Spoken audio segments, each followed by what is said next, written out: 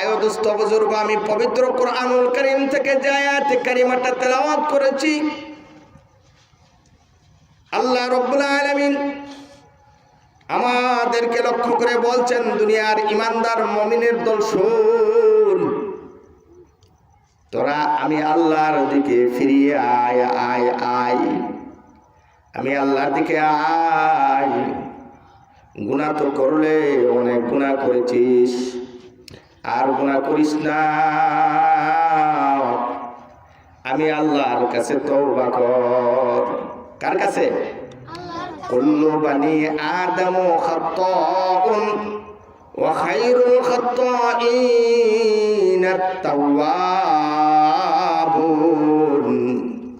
পয়গম্বরে আরবি মুহাম্মদুর রাসূলুল্লাহ সাল্লাল্লাহু আলাইহি ওয়াসাল্লাম বলেন, প্রতিটা আদম সন্তানই অপরাধী। প্রত্যেকটা মানুষের কিছু না কিছু গুনাহ আছে। আমাদের গুনাহ আছে না নাই? কিন্তু নবী রাসূল পয়গম্বর যারা, তারা সবাই নিষ্পাপ। আদম আলাইহিস সালাম থেকে নিয়ে মুহাম্মদুর রাসূলুল্লাহ সাল্লাল্লাহু আলাইহি ওয়াসাল্লাম পর্যন্ত সবাই ছিলেন নিষ্পাপ। কোন নবী জীবনে তো গুনাহ করবে দূরের কথা, গুনাহ করার কল্পনা জল্পনাও নবীদের অন্তরে কোনোদিন আসে নাই। আমরা সবাই গুনাহগার। আল্লাহর পয়গম্বর বলেন, সবাই তো গুনাহগার, তবে সর্বশ্রেষ্ঠ গুনাহগার হইল যে আল্লাহর ভয় অন্তরে ধারণ করে আল্লাহর কাছে সারেন্ডার হইয়া যা, আল্লাহর কাছে তওবা করে নেই, আল্লাহর কাছে বেশি বেশি তওবা করে, সেই হইল সর্বশ্রেষ্ঠ দামি গুনাহগার আল্লাহর কাছে। এই জন্য আল্লাহ রাব্বুল আলামিন বলেন, ইয়া আইয়ুহাল্লাযীনা আমানু, হে ঈমানদারগণ, তুবু ইলাল্লাহ, তোমরা তওবা করো রে আল্লাহ তাআলার নিকট, তোমরা তওবা করো, তাওবাতান নাসুহা, প্রকৃত তওবা করো, প্রকৃত তওবা। বিশুদ্ধ তওবা করতে হবে, এমন তওবা করলে হবে না সাব্বাহা বার কাফে তওবা, সাব্বাহা বার কফে তওবা, বার লব্বে দিল পর আজ জোকে গুনাহ, মাসিয়াতরা খান্দাহ মে আয়াত জে ইস্তিগফারে মা। এমন তওবা করতেছ, লম্বা লম্বা তাসবির সূরাতে টানতেছ, আর বুজুর্গি বাপ নিয়া মুখে জারি রাখছো সুবহানাল্লাহ, আলহামদুলিল্লাহ তাসবিহ পড়তেছ, ইস্তিগফার আস্তাগফিরুল্লাহ আস্তাগফিরুল্লাহ পড়তেছ, এটার নাম তওবা না। আর মনে মনে কার ডাকাতি করবা, কার মাল চুরি করবা, তা কাকে বেজ্জতি করবা, কার ইজ্জত সম্মান নষ্ট করবা, কার উপর অপবাদ দিবা, সেই চিন্তা ভাবনা অন্তরে অন্তরে করতেছ, আর হাতের মধ্যে তাসবির সরা রাখছ, আর জবানের আস্তাগফিরুল্লাহ, এমন আস্তাগফার, এমন ইস্তিগফার দেখিয়া তোমার জিন্দেগির গুনাহগুলো কি করতেছে? হাসতেছে। ঠিক কিনা বলে? হাসে। আস্তাগফিরুল্লাহ আস্তাগফিরুল্লাহ, জবানে ইস্তিগফার, আর কলবের ভিতরে গুনার মজা। কলবের ভিতরে কি? গুনার মজা। গুনাহ ছাড়ো ছাড়ো ছাড়ো। হযরতে ওমর ইবনুল খাত্তাব রাদিয়াল্লাহু তাআলা আনহু গুনার তওবার সংজ্ঞা বলতে গিয়ে বলতেছেন, যে গুনাহটা তোমার দ্বারাতে হয়েছে, এই গুনার উপর তুমি তওবা করার পর জীবনে কোনোদিন ওই গুনার ধারে কাছে যাওয়ার জন্য ইচ্ছাও হবে না। এটাই হইল খাঁটি তওবা। এটাই কি খাঁটি তওবা। তাওবাতুন নাসুহা। হযরতে কলবি রাহমাতুল্লাহি আলাইহি বলেন, এই আয়াতের ব্যাখ্যায় বলেন, খাঁটি তওবা হইল অন্তরে অন্তরে লজ্জিত হওয়া আর মুখের দ্বারাতে আল্লাহ তাআলার কাছে প্রার্থনা করা, আল্লাহ আমি গুনাহগার, তুমি আল্লাহ গফফার। গুনার বোঝা মাথায় নিয়া কান্দেছি, মাফ করে দাও আল্লাহ তুমি এলাহি, মাফ করে দাও আল্লাহ তুমি এলাহি। মাফ যদি নাই কর বান্দারে,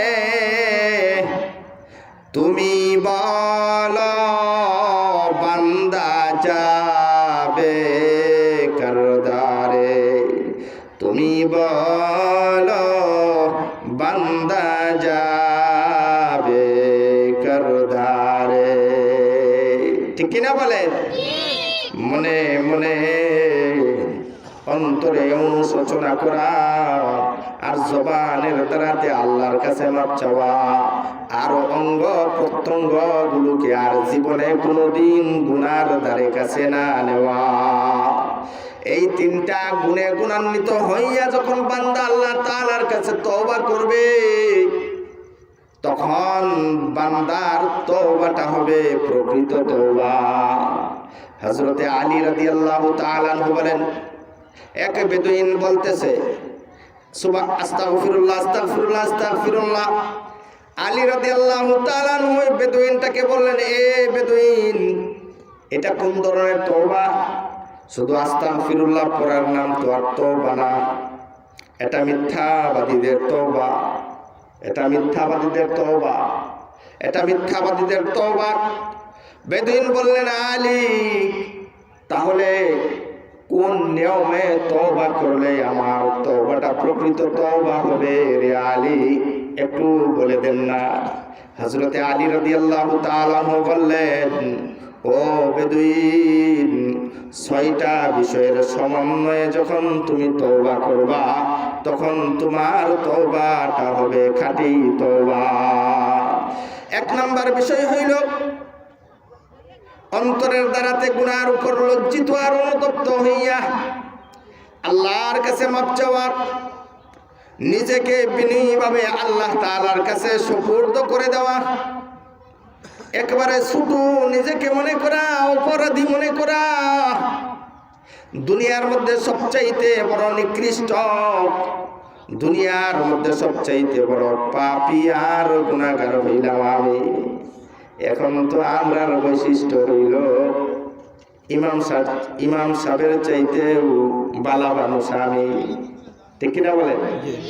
ইমাম সাহেবের চাইতে, গণেশপুরের মুহতমিম সাহেবের চাইতে, আমার সাটিগড় মাদ্রাসার মুহতমিম সাহেব হুজুরের চাইতেও আমি বালা, বেশি আমল করব, এমন কিনা? এইটাই ধারণা। অন্তরে অনুশোচনা করা 1 নাম্বার বিষয়। আর 2 নাম্বার বিষয় হইল আল্লাহ তাআলার যত ফরজ ওয়াজিব আমার কাছ থেকে ছুটেছে, প্রত্যেকটা ফরজ ওয়াজিবের কাজা আদায় করা। কি করা? নামাজ যা ছুটছে, ফরজ ওয়াজিব, রোজা যা ছুটছে, তার কাজা আদায় করা। আর 3 নাম্বার, যার হক নষ্ট করছেন, ঠকাইছেন, ঠকবাজি করছি, যাকে ঠকাইলাম, যার কাছ থেকে অর্থ সম্পন্ন আনলাম বিভিন্ন ধোঁকাবাজির মাধ্যমে, যার হক আমি নষ্ট করলাম, যারা আমার কাছে পাওনা আছে, যার পাওনা আমার কাছে আছে, কত এতিম ভাই ভাতিজান রে ঠকাইলাম। সমাজে এমন মানুষ আছে না নাই? ভাই মারা গেছে, এতিম বাচ্চাদেরকে রাইখা, বাচ্চাদের সম্পদ, এতিম অসহায় বাচ্চাদের সম্পদ গুলো চাচা আপনার সমঝায়া দেয় না। এতিমের সম্পদ মাইরা মাইরা খাইতেছে। বাবা 3 ছেলে রাইখা গেছে, 2 মেয়ে রাইখা গেছে, সম্পদ রাইখা গেছে। এখন বোনদের সম্পদ দিতে চাই না। বোনদের সম্পদ বোনেরা যদি নিতে চাই, তাহলে বোনকে সারা জিন্দেগীর জন্য ত্যায্য করে দেয়। এ আমার বোন না, এ ওয়ারিস নিয়ে চলে গেছে। এমন মুমিন মুসলমান ইমানদার আছে না নাই? কারো হক খাইলা তুমি, তোমার জিন্দেগীর তো কোনো আমল আল্লাহ তাআলার কাছে কবুল হবে না। তুমি বোনের হক খাইতেছ, তুমি ভাই ভাতিজানদের হক তুমি খাইতেছ। সমাজের অনেক মানুষের হক তোমার কাছে পাওনা আছে।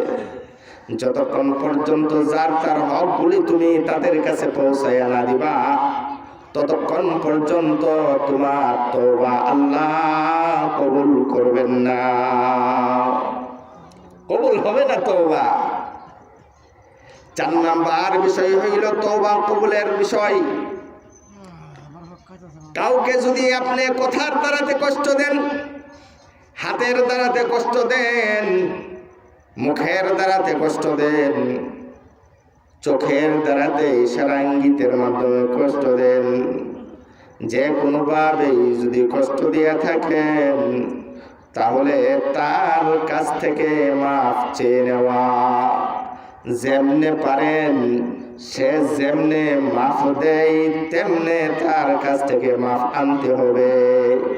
প্রয়োজনে জাহান্নাম থেকে বাঁচতে হলে তার পায়ে ধরিয়া বলতে হবে, ভাই আমি তোমার সাথে অপরাধ করেছি, তোমার ব্যাপারে আমি চুগলখড়ি করেছি, তোমার ব্যাপারে শেখায়ত করেছি, তোমার ইজ্জত সম্মান আমি নষ্ট করেছি, তোমার ব্যাপারে আমি মিথ্যা সাক্ষ্য দিয়েছি, তোমাকে একদিন আমি থাপ্পড় মেরেছিলাম, তোমাকে আমি একদিন বেইজ্জতি করার উদ্দেশ্যে একটা কথা বলেছিলাম রে ভাই। ও ভাই, আমি জাহান্নাম থেকে বাঁচতে চাই রে ভাই। তুমি আমাকে মাফ না দিলে হাসরের ময়দানে আমি আল্লাহ তাআলার আদালতে আমি ধরা পড়ে যাব। জাহান্নাম ছাড়া বিকল্প কোনো ব্যবস্থা আমার থাকবে না। হাতে ধরি, পায়ে ধরি, থুতায় ধরি রে ভাই, তুই আমাকে মাফ করে দে। এতে যদি তোমার স্ত্রী হয়, বিনা কারণে স্ত্রীকে তুমি টর্চারিং করেছ, বিনা কারণে স্ত্রীকে আঘাত করেছ, বিনা কারণে স্ত্রী প্রচলন করেছ, স্ত্রী তো তোমার স্ত্রী, তোমার বান্দি না। টর্চারিং করার, মারার, গালিগালাজ করার অধিকার কমপক্ষে ইসলাম তোমাকে দেয় নাই। সে বান্দি হিসাবে আসে নাই, স্ত্রী হিসাবে তোমার ঘরে এসেছে। মারার কোনো অধিকার তোমার নাই। মারার কি নাই? যদি স্ত্রীর কাছে তওবা করো, স্ত্রীর কাছেও যদি তুমি, স্ত্রীকেও তুমি যদি জুলুম করে থাকো, প্রতিজ্ঞা করো, আমি আজকে যে কোনো উপায়ে আমার স্ত্রীর কাছ থেকে মাফ চেয়ে নিব, কারণ হায়াত মৌতের ব্যাপারটা তো আমার জানা নাই। ঠিক কিনা বলেন? मौत को तुम दूर न समझो, मौत है हरदम करीब, फिर नहीं मोहलत ना होगा सर हिलाने के लिए। अपने को संभल गफिल न रहो, अमल से कुन होगा यार तेरा गुरु जाने के लिए, कुन होगा यार तेरा गुरु जाने के लिए। रहो रग रग से निकाली जाएगी, तुझ पे एक दिन खाक डाली जाएगी। মরণ মরণকে তুমি দূরে মনে করো না, মরণ তোমার নিকটবর্তী, সময় মতো এসে গেলে মাথা নাড়াবে না গতি। নিজেকে সামলাও বন্ধু আমার, গাফিল থেকো না আমল হতে। কে হবে সাথী হাইরে তোমার অন্ধকার সেই কবরেতে, কে হবে সাথী হাইরে তোমার অন্ধকার সেই কবরেতে। রূহ দেহের শিরা উপশিরা থেকে টেনে টেনে বের করে আনা হবে, তোমার উপরে কেদিন হাইরে হাই কবরের মাটি ঢেলে দেওয়া হবে, ঠিক কিনা ভাই? এই জন্য প্রস্তুতি নেওয়ার দরকার আছে না নাই? তওবা করার আর সময় আসেনি না? এই মুহূর্তে তওবা করতে হবে। কি করতে হবে? এই মুহূর্তেই তওবা করতে হবে। আর ৫ নাম্বার বিষয় হইল, আল্লাহ জীবনে যত ধরনের অন্যায় অপরাধ করেছি, আল্লাহ তোমার সঙ্গে প্রতিশ্রুতি দিলাম, ওয়াদা করলাম, আর জীবনে কোনোদিন গুনার কাজ করব না আল্লাহ। আর ৬ নম্বর তওবার বিষয় হইল, নিজেকে যেমনি ভাবে অতীতে নিজের নফসের চাহিদা গুনার মজার স্বাদ আস্বাদন করেছিলে, ঠিক তেমনি ভাবে এখন থেকে ভবিষ্যতে আল্লাহর আনুগত্যের স্বাদ, আল্লাহর হুকুমের আনুগত্যের স্বাদ আস্বাদন করার নাম হইল তওবা। আলী রাদিয়াল্লাহু তাআলা বলেন, এই ৬টা বিষয়ের সমন্বয়ে যখন কোনো মুমিন তওবা করবে, তখনই হইবে কোরআনে বর্ণিত সেই তওবায়ে নাসুহা। তওবায়ে নাসুহা, আস্তাগফিরুল্লাহ আস্তাগফিরুল্লাহ নামই শুধু কিনা তওবা না, তওবার শর্ত আছে না নাই? তওবার শর্ত আছে।